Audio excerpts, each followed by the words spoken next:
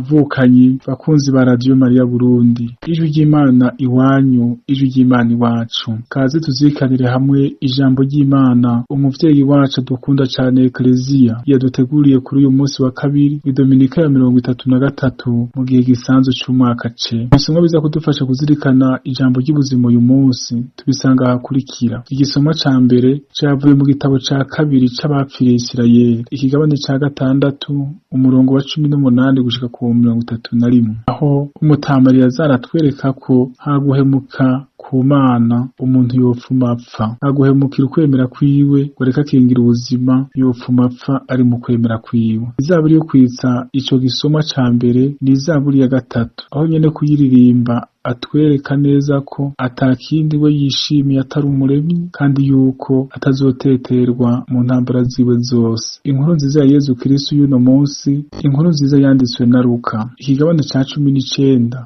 umurongo wa mbere gushika ku murongo wa 10, aho Yezu uno munsi atwereka ko atakindi camuzanye atari gukiza umuntu. Uwo muntu yafutanije n'igicumuro, kutamenya Imana, intwara n'ubukene, ko amusubize akanyamuneza mu mutima wiwe. Ubuza kubafasha kuzirikana ijambo ry'Imana uyu munsi ni jewe Patiri Ntambagaye Ruve, ndangura ubutumwa muri Paruwase Mushamweranda wa Yezu yo mu Rushanga, Diyoseze nkuru ya Gitega. Yaga Mukama umusavyi wawe aguteze yombi. Ibyo dusoma mu gitabo c'abapfiriye Isirayeli. Muri irya minsi habaye umutama akitwa Eliyazaro, yari yashitse mu zabukuru, yari umuntu w'izina n'umucamateka. Bagomba rero kumuha inyama z'ingurube, baramwasamika. Ariko we kuko yashima gupfana iteka hako yoramba ateterewe, aratambuka rugabo arora iyo bashaka kumukubitira, nk'uko abatinyuka kwamiza yompi ikizira bategerezwa kubigira kubw'urukundo bafitiye ubuzima bw'ukuri. Nuko rero abashinzwe za nzimano zica ku mateka y'Imana bari bamuzi kuva imyaka, niko kumwihereranya bakamwosha kuzana inyama zitazira yoba yatetse wenyene, ngo maze mu kuzirya agire nk'uko yoba ariye izizira, ngo abe agamburukiye umwami, aheze abonereho uburyo bwo kwikiza, nabo bashobore kumugenza runtu kubera ubugenzi bafitaniye kuva imyaka. Ariko we aca yigira inama ibereye ubukuru yari afise, kuko yari umutama, inama ibereye imigenzo yiwe y'umuntu w'intahinyuka kuva na kera, inama ibereye cane cane amateka meranda yashinzwe n'Imana. Araheza ababwira ko bopfuma bamwica badatevye, ati ntibibereye kwiyorobeka nd'umutama. Abasore benshi bohava bagira ngo Eliyazaro yakunze imigenzo y'abanyamahanga kandi yari amaze imyaka 90. Mu kwiyorobeka noba mbazimije n'impaka, naje kugira ngo nizigamire n'utusi dusigaye, noba nihamagariye ibitutsi n'imivumo. Naho ubu noba nikijije kwicwa n'abantu, sinoshobora kwikura mu minwe y'umushobora vyose ndi muzima canke maze gupfa. Kukaba nkako mu kuva kuri iyi si uyu munsi, ninagira umutima rugabo, nzoba nteye iteka bwa butama bwanje gupfira amateka meranda kandi akwicubahiro. Nzoba nsigaranye abasore akarorero k'akaminuza kugupfa nk'umugabo. Ahejeje kuvuga ayo majambo, baca bamujana kumwica. Abahora bamugirira imbabazi bamujana bamutukagura, kuko amajambo yari yavuze bayaraba nk'amajambo y'umusazi. Nawe mu gihe c'ugupfa bariko baramukubita, yaraniha avuga ati umukama atagira ikimusoba, arazi neza yuko nari kwikiza urupfu. Ubu ndarinze ikiboko nkababara ku mubiri wanje, ariko mu mutima wanje ndabirinda mfise akanyamuneza kubera icubahiro mfitiye Imana. Uko niko uyo mugabo yaguye agasigana akarorero k'ubugabo n'icibukiro c'ubweranda, ugwaruka n'abandi benshi bo muri Isirayeli. Iryo ni ijambo ry'Umukama. umukama ni wampagarikira. Mukama abanyanka babaye benshi, abagomba kundwanya babaye ubusho, benshi bivugira ngo nakare nta bukiriro azeye ku Mana. Mukama ni wampagarikira.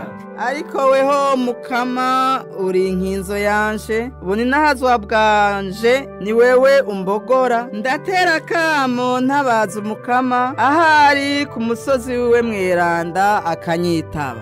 Mukama ni wampagarikira. Nanje ndaryama nkasinzira, nkagira ko nkikangura, kuko Umukama ari wampagarikira. Ntabwo bantegwa n'ibihumbi vy'abansi bankikije hose ngo bangandagure. Umukama ni wampagarikira.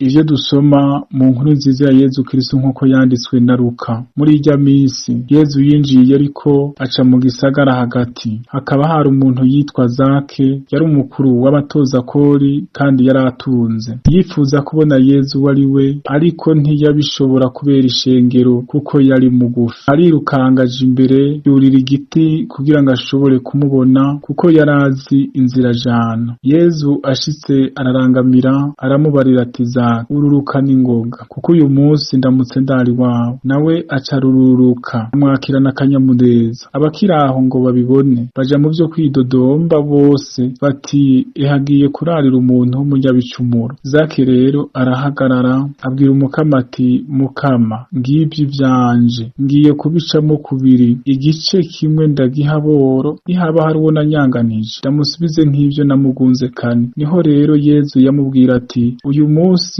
urukiza rwashitse muri iyi nzu, kuko n'uyu arabaye umwana w'Iburahimu, nakari umwana w'umuntu yaje kurondera no gukiza ivyari vyarazimiye. Twakire kandi dushimagize iyi nkuru nziza ya Kristo.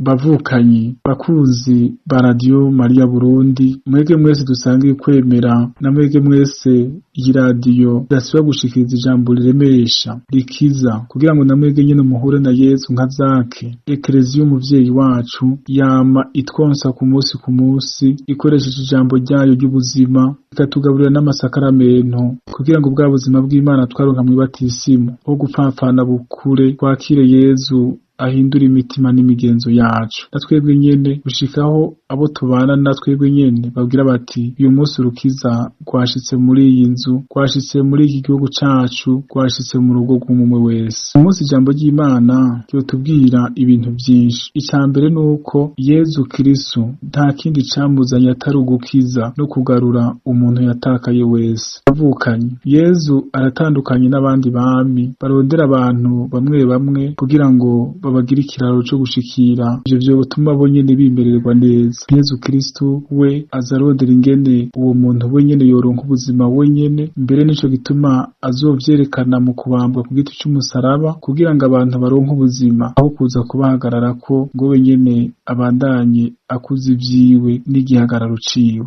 Nico gituma ubwami bwiwe tigeze kenshi butahurwa n'uyu munsi. N'igihe ashaka gukiza uyu muntu harabidodomba, bareka yaga n'umunyabicumuro. Bavukanye, Yezu azobandanya igikorwa ciwe co kurondera umuntu yatakaye. Abo bose bafutanijwe n'igicumuro, abo mbere batacakirwa n'abavyeyi babo n'abagenzi babo, nabo basangiye ubutumwa n'akazi. Yezu arababwira ati, ururuka, arayaga nabo, arabegera kandi agomba kubakiza vyase bikunze. Yezu rero aratwigishije neza ko ariko araturondera kandi akatwereka ico dutuma bamumenye, so kuja kwagiriza abantu no guhangana nabo, kubafasha ngo umunsi uri izina nka Zake bihweze Yezu baronka urukiza muri we. Ica kabiri, uguhura na Yezu vy'ukuri bivyara ingeso nziza mu buzima bw'umuntu, ubutungane, ukuri, urukundo n'akanyamuneza. Bavukanye, mu nkuru nziza y'uno munsi batwereka ko maze kururuka yakiranya akanyamuneza Yezu uwo nawe ni Zake. zake. Uguhura na Yezu bizana akanyamuneza mu mutima, katavuye ku vyo umuntu atunze gusa, katavuye ku vyo bimuhenze canke ku vyo yegeranije, kavuye ku guhura na nyene ibintu vyose, uw'ivyiza vyose bikomoka. Kandi uguhura na Yezu umuntu vy'ukuri yahuye nawe atari ivyo yibwira gusa, bigaragarira mu butungane. Zake yaciye avuga ati, Mukama, ngivyo ivyanje,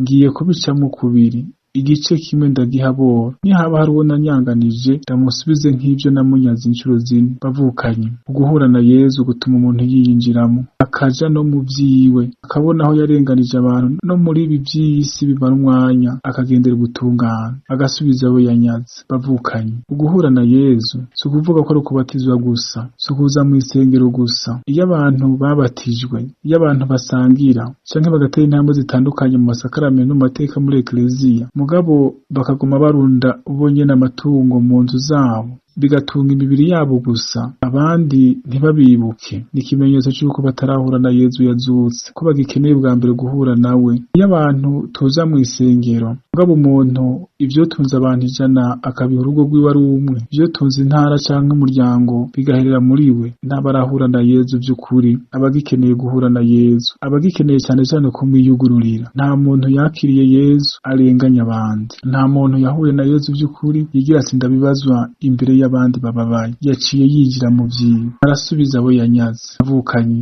bimaze iki kuza mw'isengero? Bimaze iki kwama turirimba Umukama? Bimaze iki kwama dusangira twararenganije abandi, batiga, bataronka ivyo bategerezwa kuronka mu gihugu n'ahandi, biri mu minwe y'umuntu umwe canke abantu bamwe, kandi bahejeje kuvyegeranya bagashimira Imana bati Umukama ni mwiza, agirira neza bose, aho kubona bati nyabuna dusubize ibintu mu buryo. Nidusaba Umukama kugira ngo twebwe abakristo twese, abarundi n'abandi bo mu bindi bihugu, bamenye ko guhura na Yezu bitegerezwa kugaragarira mu butungane, mu kwitwararika abo batagira ubitwararika, uko niko kuba uwa Kristo mukuri no mu butungane. Kandi ivyo nivyo vyonyene bituma urukiza rwiwe rutugira abana b'Imana rukadushika rwose. Ubwa gatatu, ukugumya ibanga mu buzima bw'umukristo bisaba gufata ingingo idasanzwe, harimo no kwemera urupfu nyene. Bavukanye, Yezu yakiriwe na Zake agahindura uburyo bwe bwo kubaho, agatuma aronka izindi nzira zo kuronka ubuhigwe. Kumukirikira n'ivyama vyoroshe. Ibiduhama n'abaduhama vyamaho, nko mu gisoma ca mbere umwami Antiokusi yitwaje ubukuru yahamagarira abemera Umukama bari bafise imigenzo yabafasha kugira ico bubaha, yabahamagarira kuyirenga. Umutamariya rero yemeye gupfa,